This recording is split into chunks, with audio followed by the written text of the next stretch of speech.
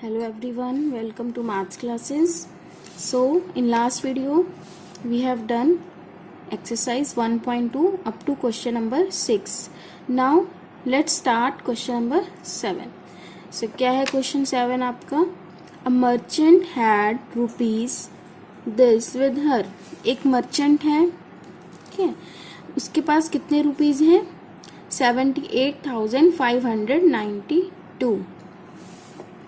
She placed an order for purchasing 40 radio sets at rupees 1200 each. She placed an order. उसने क्या किया? एक order place किया, ठीक है, क्या परचेज करने का? 40 रेडियो सेट्स कि उसको 40 रेडियो सेट चाहिए at rupees 1200 each. Each means one, means ये जो प्राइस है वो एक रेडियो का गिवन है. Now question is how much money will remain with her after the purchase, कि परचेज करने के बाद उसके पास कितनी मनी रिमेन में बच जाएगी. देखो एक बार क्वेश्चन और देख लो कि एक मर्चेंट है, उसके पास इतने रुपीज हैं. She placed an order for purchasing 40 radios. फिर उसने 40 रेडियोस परचेज करने का एक ऑर्डर दे दिया और एक रेडियो कितने का है? 1200 रुपीज का. तो आपको ये बताना है कि 40 रेडियो परचेज करने के बाद उसके पास कितनी मनी बचेगी.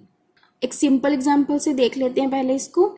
लेट्स सपोज कि आपके पास 100 रुपीज हैं एंड आपको 5 पेन्स परचेज करने हैं और एक पेन की कॉस्ट क्या है? 10 रुपीज. तो नंबर ऑफ, जैसे यहाँ पे नंबर ऑफ रेडियो सेट्स है तो आपने क्या खरीदना है? पेन. तो नंबर ऑफ पेन्स कितने हैं? 5 और एक पेन की कॉस्ट कितनी है? 10 रुपीज और आपके पास कितनी मनी है? 100 रुपीज. तो आपको ये देखना है कि आपके पास खरीदने के बाद, ये पेमेंट करने के बाद कितने रुपीज बचेंगे. तो अब आपके पास 100 रुपीज थे, उसमें से 50 का आपने पेन परचेज कर लिए, तो कितनी मनी बची आपके पास? 100 minus 50 rupees. So similarly let's see अब इस क्वेश्चन में हम कैसे करेंगे. So we will write number of radio sets. कितने नंबर ऑफ रेडियो सेट्स हैं? 40. Cost of one radio set. One radio set की क्या कॉस्ट है? 1200 rupees. Now we will find cost of 40 radio sets. 40 radio sets की कितनी cost होगी? देखो जब हमें वन चीज की वैल्यू गिवन होती है और हमें ज्यादा की वैल्यू निकालनी होती है तो हम क्या करते हैं? मल्टीप्लाई. तो 1200 into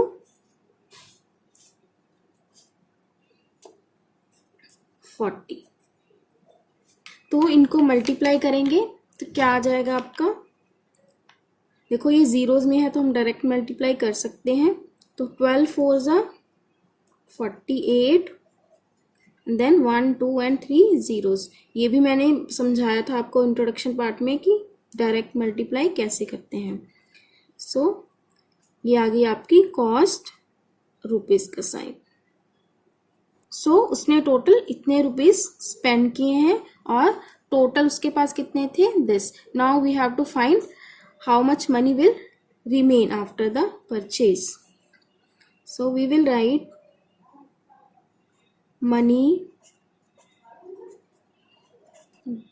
the merchant had.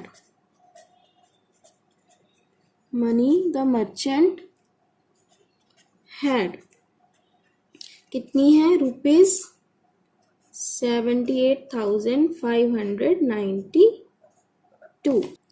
Now money she spent. Money she spent. कितने रुपीज उसने खर्च कर दिए? स्पेंट मीन्स खर्च करना. Rupees 48,000. Now money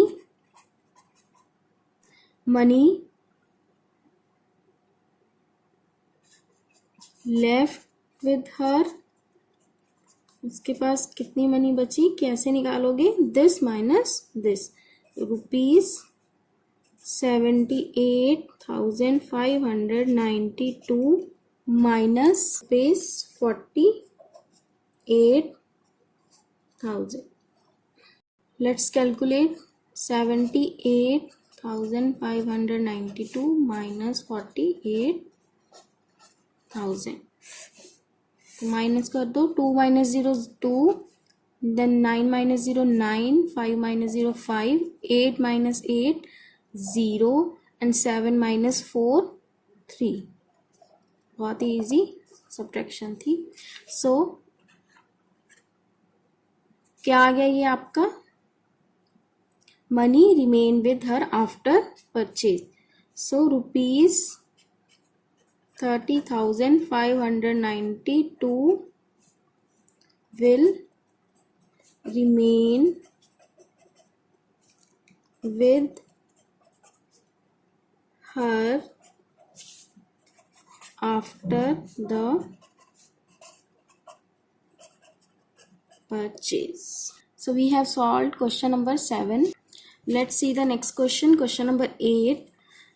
A student multiplied 7,236 by 65 instead of multiplying by 56 की जगह पे उसने उसको उल्टा लिख दिया, 65 से मल्टीप्लाई कर दिया. इट मीन्स उसको करना 56 से मल्टीप्लाई था, बट किससे कर दिया, 65 से.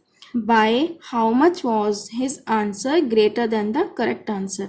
तो आपको फाइंड क्या करना है.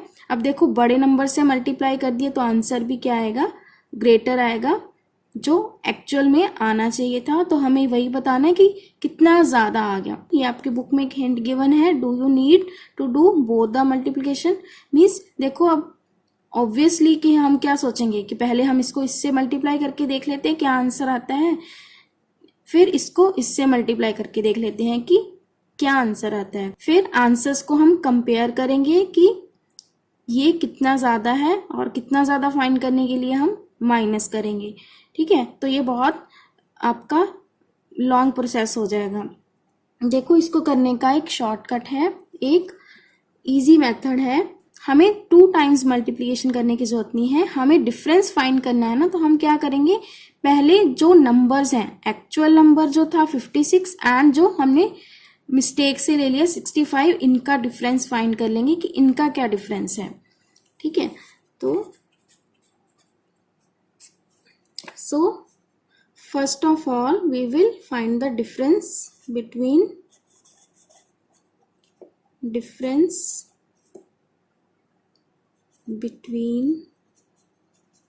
65 and 56. क्या होगा, 65 माइनस 56, ये आ जाएगा आपका 9. So now we will multiply this number with 9. तो क्या आ जाएगा आपका कि कितना डिफरेंस था उनके आंसर्स में. So we will write, so difference in answers will B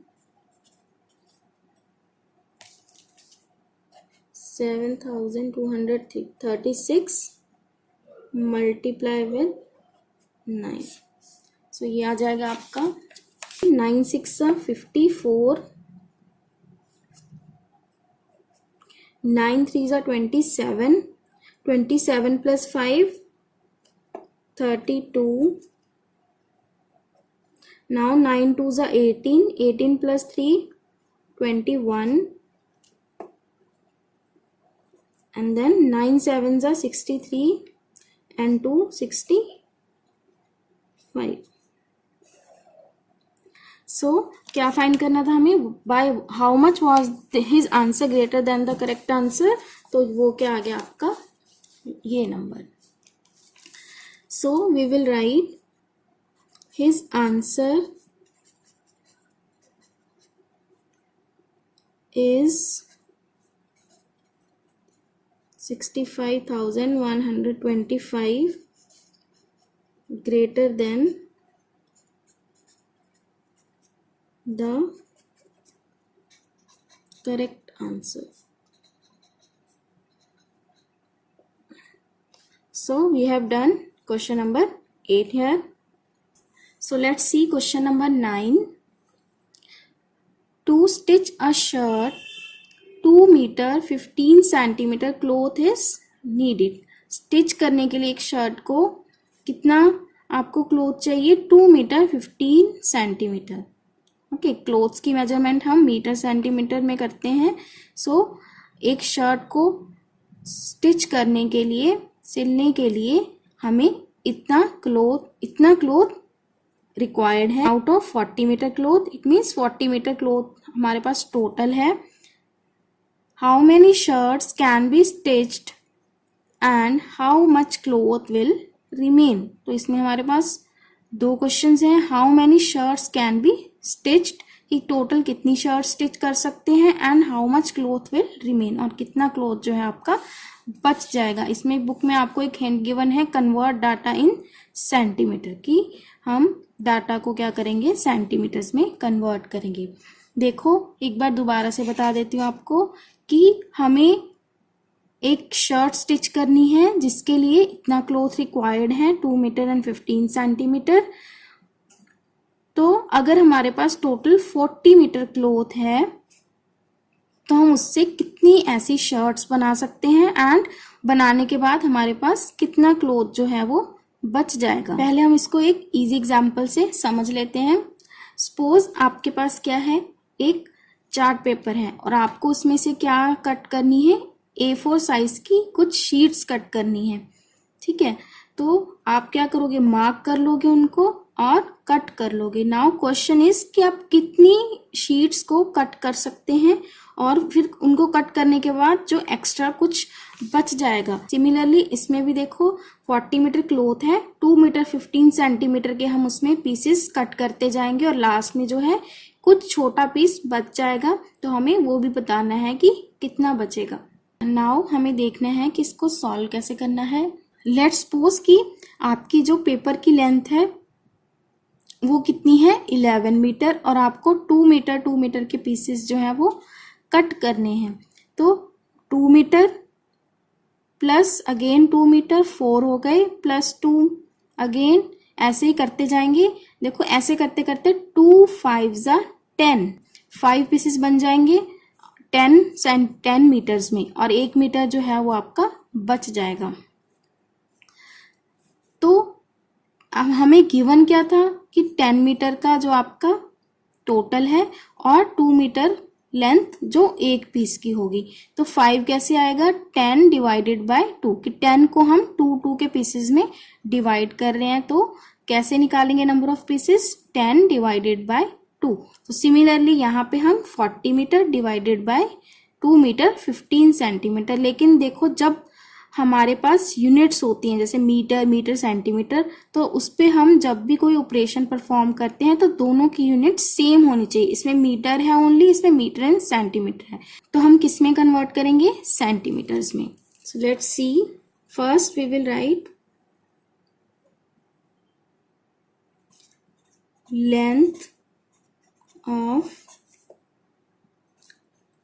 cloth कितना है? 40 metre. Now length of a shirt, एक शर्ट की कितनी लेंथ है? 2 metre 15 centimetre. Now we will convert this. 40 metre में कितने सेंटीमीटर होते हैं आपको पता होना चाहिए. 1 metre is equals to 100 centimetre. So 40 metre is equals to 40 into 100, 100 or we can say 4000 centimeters. Now this is 2 meter 15 centimeter. तो ये हो जाएंगे 2 metre. 1 metre is equal to 100 centimeter. So 2 meter is equals to 200 centimeter. 200 centimeter plus 15 centimeter भी है साथ में, तो total कितने सेंटीमीटर्स हो गए? 215 सेंटीमीटर।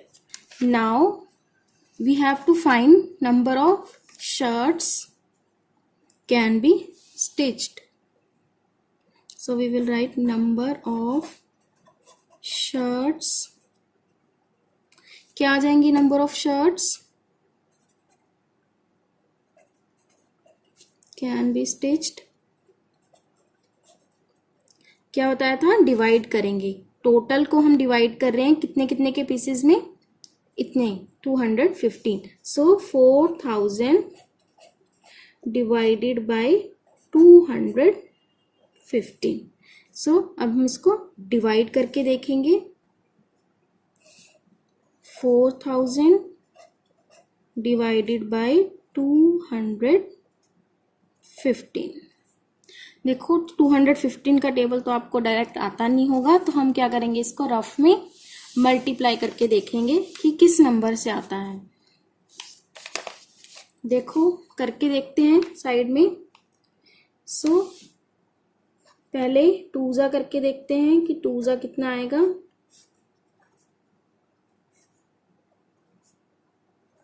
देखो 2 करके हमारे पास क्या आ रहा है? 430 which is greater than 400.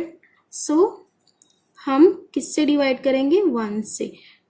215 1 215 minus, यह आ जाएगा माइनस करके 5, 9 -1 8, देन 3 - 2 1. तो नेक्स्ट 0 को नीचे ले आएंगे. अब देखो कितने पे जाएगा. देखो 430.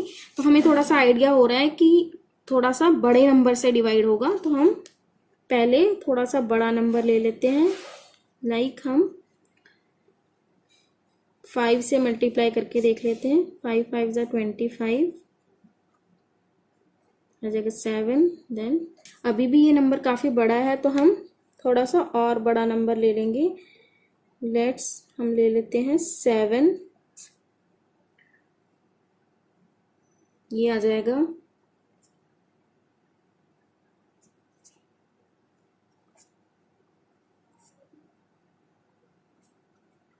ये आ गया आपका 1500s में.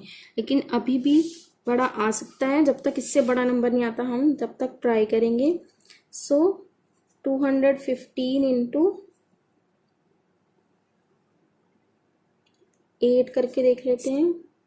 8 5 40, 8 1 8 + 4 12. ये आ गया 1720. कुछ तो क्लोज हो गया है. अब 9 से भी हमें करके देखना पड़ेगा किससे बड़ा आता है या छोटा आता है. 9 से करेंगे 45 13 19,000 1900s में आ गया, बड़ा आ गया. तो हम कौन सा लेंगे? 8 से लेंगे. सो 8 कितना आ गया आपका?